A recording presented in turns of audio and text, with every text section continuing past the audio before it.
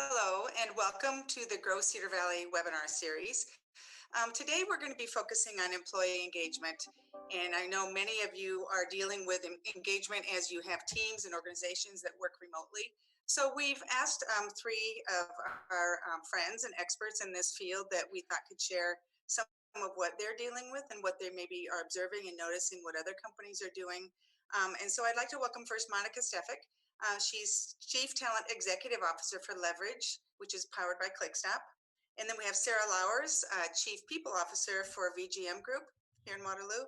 And then we have Katie Lord here, Business Community Development Manager for Mid-American Energy Company. So thank you for coming and being with us, ladies. I guess we're all in different places, just as what we're going to visit about. So I'd like to first have each of you just give a brief introduction about who you are, what you do, and then we'll get into some other conversation about the employee engagement piece. So Monica, let's go ahead and start with you, if you would, please. Sure. Thanks, Carrie, and thanks for including me on the webinar today. I'm excited to get to learn from Katie and Laura and Sara about engagement. And I'm here on behalf of Leverage. We're owned by Clickstop.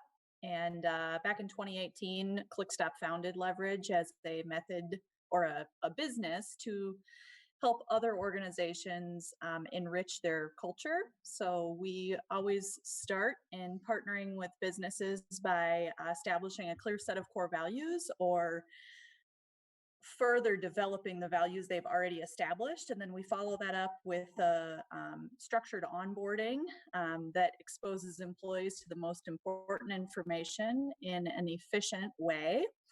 That's self-driven. And then we follow that up with strategic listening and coaching all throughout the year. So really, when you partner with Leverage, you're partnering with an organization that is the same team that's running culture at Clickstop would be coming into your organization and running culture there. So I have the privilege of heading up the talent enrichment team inside of Clickstop, which also owns and is responsible for talent enrichment through Leverage. So thanks again for having me. Very good. Thank you, Monica. And how about you, Sara? Hi, Sara Laures. Thank you, Carrie, for the invite to participate today. I'm Chief People Officer at VGM Group. Basically, that means that I work closely on culture and also people strategy, anything relating, to the people and our culture at VGM. I also oversee the safety and security of all of our employees at our Waterloo locations. We have 3 different buildings. So from a facilities standpoint, I'm also responsible for that piece of it. Very good. Thank you, Sara. And Katie, how about you, please?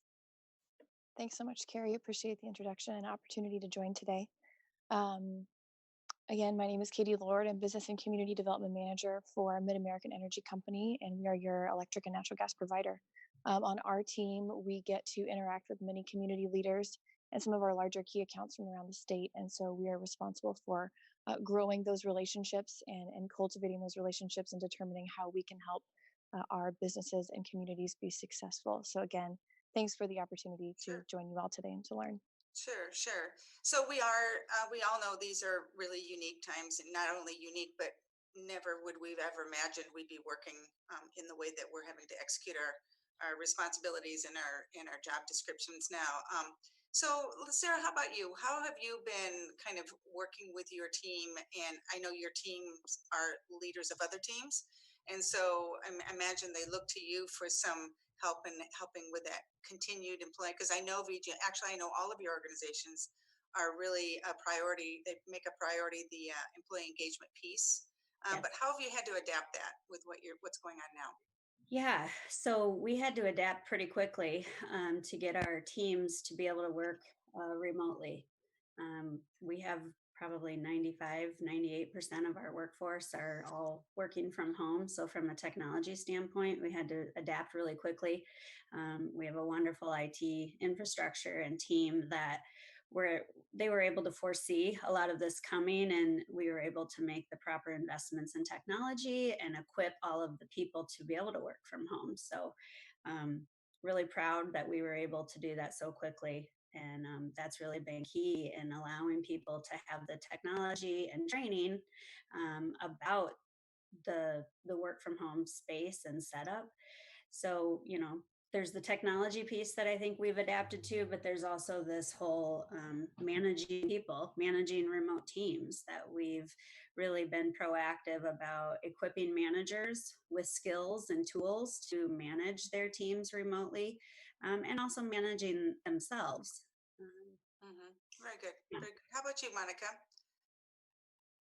I think we're in a similar boat. We had to move really quickly from, being all on site to having a large portion of our workforce work remotely. And something that's unique about Clickstop is we've got production staff on site. We've got people manufacturing and people in our warehouse. So simultaneously, as we were trying to adapt to getting everybody up and running remotely, we were also trying to identify how we would divide up zones inside of our facility on site so that we wouldn't cross-contaminate across shifts or across teams in the unfortunate case that we would have somebody that got infected, which we've been fortunate not to have any of that up to this point. But as far as remote work goes, some things that we've tried to focus on is really managing remote teams and connecting our leadership with the whole organization effectively. So we've done things like host a live Q&A through Microsoft Teams, where employees can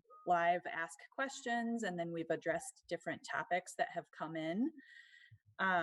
We've also put an extra emphasis on how we can be recognizing and connecting to one another. I know if you're like me, it's hard to not be in the office and have that interpersonal connection where you walk by and you get to see the picture of somebody's kid that was recognized at preschool, or just know what's happening in somebody's day, because we don't always have the space for that when you're scheduling Zoom meetings or video meetings. So we've been trying to make sure we're slowing down to recognize one another, and have really emphasized, especially in terms of leadership, making sure we're taking note of those that are doing a great job, because there's a lot of it and it's hard to catch it all because we're not there with each other, but so important for your own well-being to be doing the recognition and also to be receiving that when we're all under a little bit extra strain. Yeah, that's a good point. I mean, I know when we're just walking through the office and somebody does something, above and beyond or a favor, and it's just so easy to give a verbal, attaboy and that kind of thing. And it's not that easy anymore because you're not just running into each other on an hourly or daily basis. So that's a good Yeah, observation. Katie, how we about you? I asked know our Mid-American. I know Mid-American already has been adopting some working remote practices. I knew that from sitting in seminars of theirs not long before, but before this pandemic ever occurred. But what can you share with us, Katie? You're absolutely right, Carrie. And my team in particular, we are spread throughout the state. So a lot of elements that many companies had to adapt to for remote working is part of our daily lives already. So I would say that at Mid-American, one of our core principles is employee commitment. And so we understand that people need connectivity with one another, and that really does lead into employee engagement. And I would say new since COVID-19 occurred is doing some different trainings around looking at the whole person. So understanding that everybody is under an incredibly high amount of stress right now. So our HR team really developed some new training series and rolled those out quickly. And it's called the Energizer series, Taking Care of You. So it talks about how do you take care of your whole self right now. And so every employee is going through those trainings, and they're just 30-minute quick trainings, but making sure that employees understand we want to ensure that you're taking care of your mental health, your physical health, your emotional health, because we know that when the whole being is taken care of, that does lead to an engaged employee. And so I think adapting some of our training and how we engage with each other in that way has been important. I think also when we look at communication and expectations, ensuring that now our weekly staff meetings that we used to have on my team are now daily. So we have a daily touch base. And while it is an opportunity for us to talk about the projects we've been working on and how we're moving the ball forward on a lot of our strategic initiatives, it always starts with the question, how are you doing? How's your family? What's new? What are you doing to stay positive? So just ensuring that human connection on a daily basis with your team and your leadership has been really important for us. So much. I mean, I can share with all of you, we have a weekly affiliates meeting on Fridays, and it's without in addition to our internal staff, we have relationships with all of our affiliate organizations in the area, and Katie sits in on those.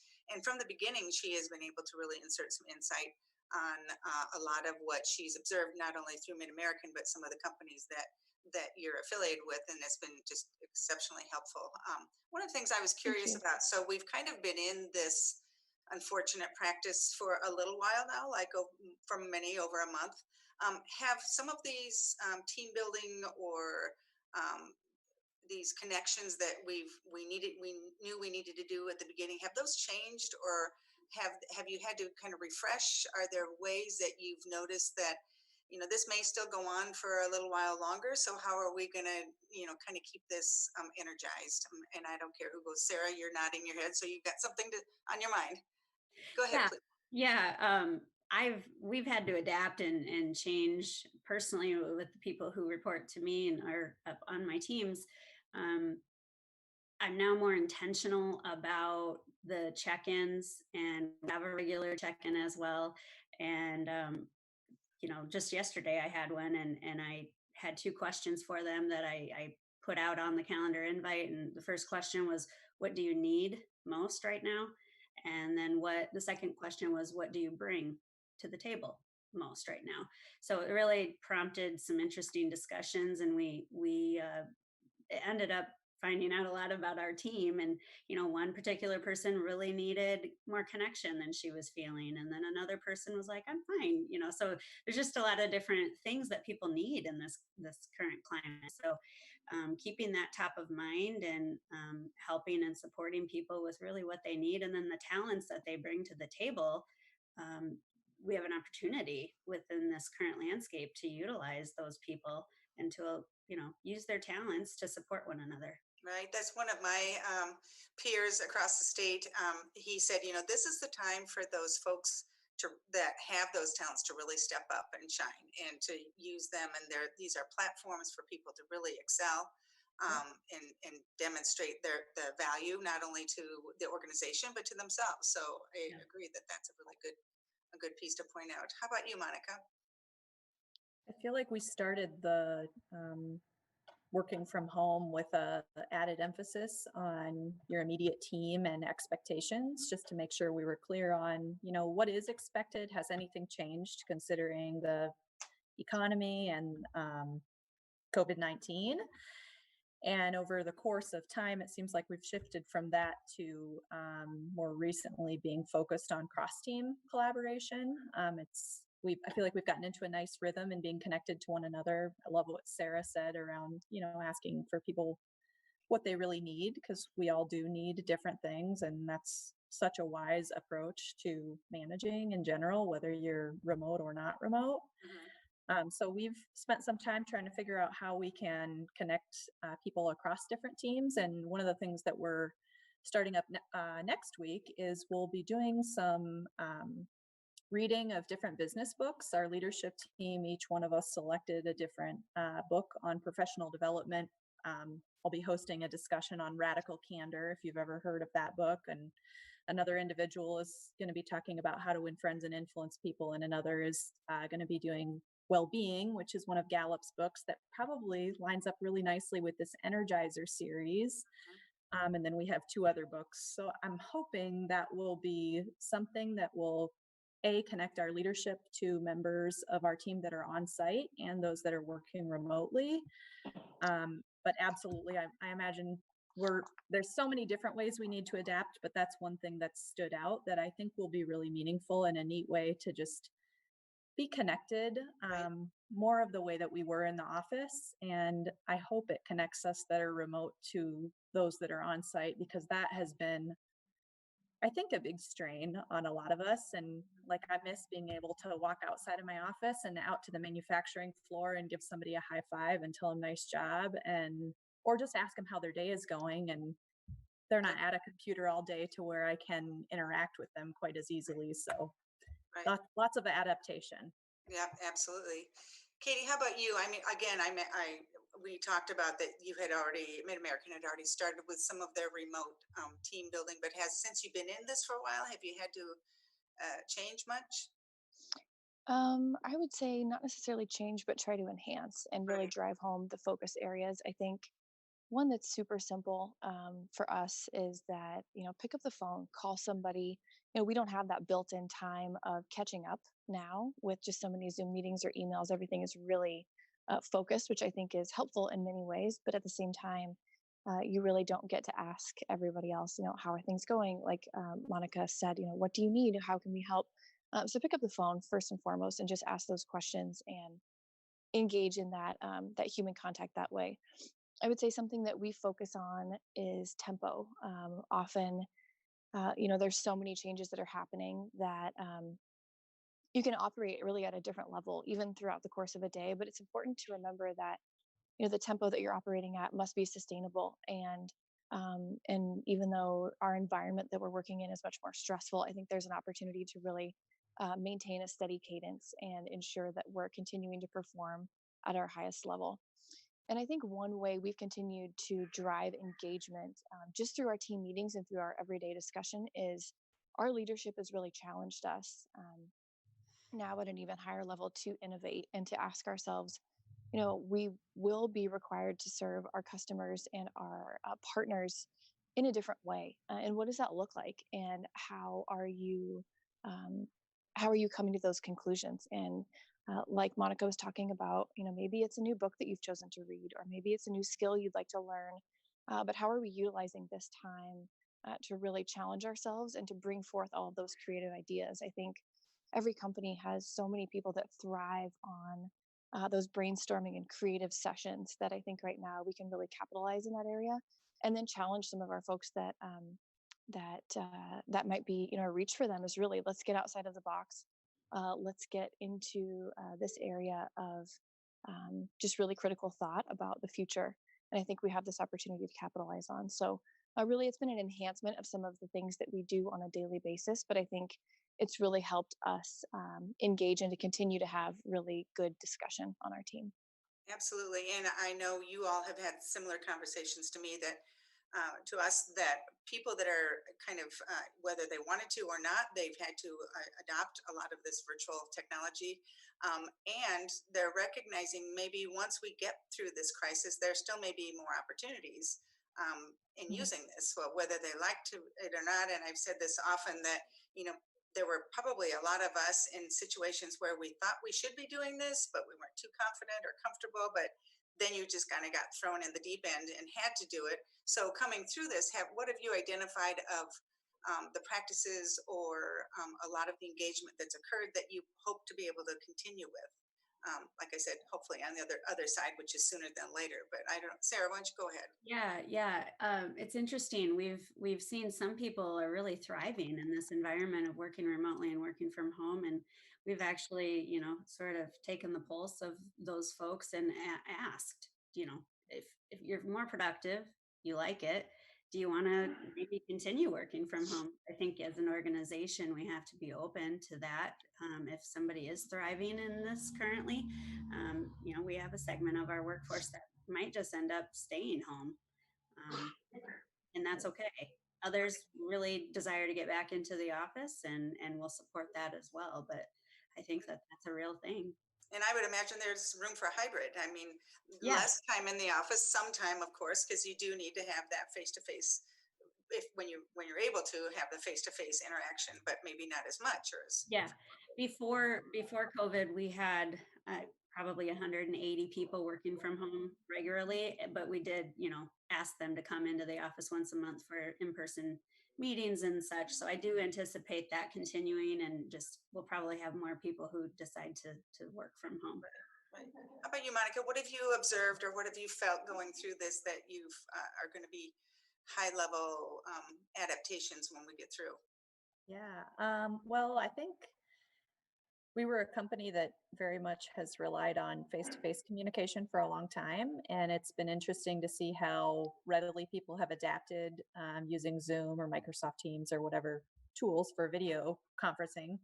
And we have a number of employees that are outside of the state of Iowa that work remotely basically the entire year, except for when they come in on site for a quarterly meeting or something. And one neat thing that I've seen is in having moved a large portion of our workforce to remote, I think we're all getting used to it in a way where it no longer seems awkward to do a video call when you're sitting at your desk, where otherwise, like my schedule, I work from home 1 day a week, every week. I think people will be more proactive about reaching out when somebody is remote rather than leaving that person off of meetings or off of, certain collaboration because they're remote. And I can see that sticking.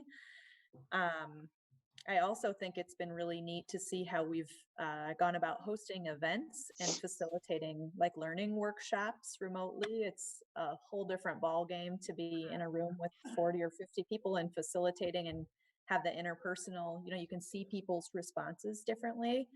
And then trying to take that online, and it feels a little bit more like a webinar or a panelist discussion similar to this. And I don't know, I feel like we're learning a lot, but I have a hard time saying conclusively, like listing off specific things that will, although I feel very confident that we're learning and we're adapting, and I know there will be things that we keep.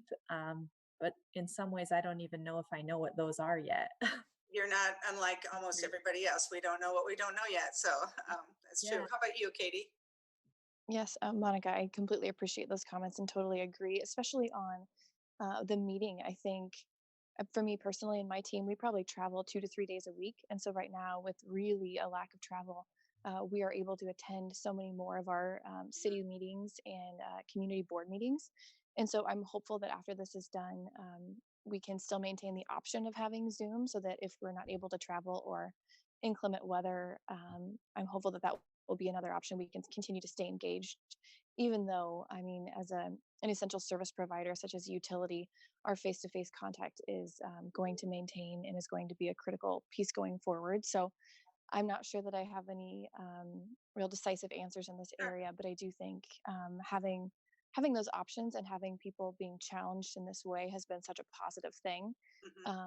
That I'm hopeful from the business development side, meeting potentially with new customers or new industrial users, that we can continue to have those conversations about the benefits of doing business here, even online, and and just begin to build those relationships even sooner. I think that will be an important tool. It all comes down to relationships, as we know, throughout all of our careers. That's the most important thing. We only have a few minutes before, as Aubrey mentioned, we like to wrap up in time so folks can hop onto the Facebook live briefing by the governor. But with each of you, though, in parting from what our conversation's been like, what would you like to share with the folks that are watching or listening that might be helpful for them as we end up probably still in the middle of all of this, but again, either some lessons learned or some observations that have really been helpful for you that you can share with the group. Sara, why don't you go ahead? Sure. Some lessons that I think I could offer. Communication is key. I think keeping in touch with people, that's something we all know, but I think it can look a lot of different ways. So we have on our employee intranet, we have a number of resources for managers and employees. We're having weekly Q&As with our CEO and senior leadership team, which has been very popular. We also have a regular town hall with our CEO and leaders that can use the platform. I think we're using Microsoft Teams, which is probably not unlike many others. We're also doing weekly blogs or video vlogs from the CEO, which has been great. Just a quick 90-second update of what's going on, and just being accessible and visible, I think is key right now in times like this. We're also, I think it's important, part of our culture is to don't forget to have fun. So we're using Facebook Live, we're having events, we're doing virtual challenges. We're just tonight, we have an all company meeting, and for the first time, we're going to have it virtually. So that will be fun. And our culture is such that we are here to support one another. We're employee owned, like Clickstop is too, right? Yep. So with that leads to a higher level of engagement already, because our employees own our company, so it's really important to them that we do well and we support one another at times like now. Very good. Good, good. Thank you, Sarah. How about you, Monica? What would you like So, to share with the group in parting? yeah, well, I love what Sarah shared around communication and um, just keeping in mind different people's needs and creating space for it. I feel like that has been critical to us and something that we, well, most of the time, and then we find pockets of maybe not doing it so well that we have to adapt. I think one of the things that we've learned is that clarifying expectations anytime there's any kind of major transition is really critical, even if they seem clear. Restating those and making sure they're written down concisely, and what happens as a result of those expectations going well has been very beneficial to us. And also leaning into people's strengths. I think keep in mind you've got people with all sorts of different strengths. Some people are going to thrive working remotely. Some people are really going to struggle without the interpersonal connection. And instead of relying just on your org structure or your managers to fuel engagement, utilize people's strengths and lean into the person that's more social and personable to get a discussion group going over coffee in the mornings, or have, a lunch meeting over something else. And lastly, I think for us, recognition. We've got so many people that are, we're all under a personal strain that's a little bit different than our usual with the virus. And then many of us have children at home or are going on site and uncertain about what that might mean for us or for our families. And I think just remembering how meaningful it is to take the time personally to look at those around you and go, what's going right about what's happening, and share that, because it's a easy way to be happy yourself, and it's just so meaningful when there's a strain like a virus like this that we're put under. So thanks again for including me. Of course. Thank you. How about you, Katie? We'll let you wrap it up. Thanks, Carrie. And again, Sarah and Monica, I so appreciate the comments that you've brought today. And I'll try to touch on something different. And like Monica was talking about, now we have this extra time and this need for enhanced communication with your team.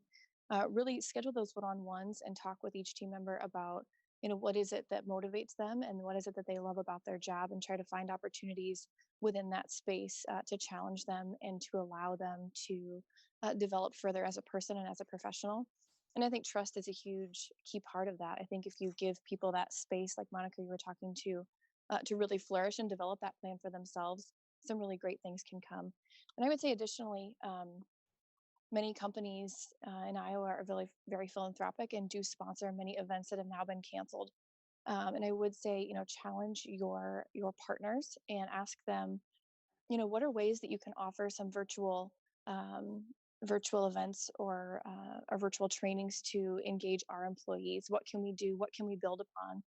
Because we really want those relationships to continue, and we want to continue to support those organizations. So I would say challenge those that you work with and those that you support to see, how they can reward your team as well. So I think we have a lot of opportunity right now to create change and to make a really big impact for the future that will be positive for many years to come. So Awesome. those are my lasting thoughts. And again, thank you for including me today. I appreciate it. Of course. And thank all of you. This has been great. We never know where the conversation is going to take us, but it's always really valuable and informative. So I appreciate you, Sarah and Katie and Monica, for joining us. And all of you that are watching, this will be recorded and on several platforms to view later as well. And for those of you who are available on Thursday morning at 10:30, we'll be visiting with our Grow Cedar Valley leadership. So our board chair, Brian Ernest, and our vice chair, Chris Faraday, will be talking about Grow Cedar Valley, not only what we're doing now through this crisis, but what we're pointed towards and what our priorities are moving forward. So thank you all. Again, if you're ready to listen to the governor, you can hop over to her Facebook Live, and have a good rest of your week. Thanks so much. Thanks, Bye-bye. Carrie. Thank Bye. you. Thank you.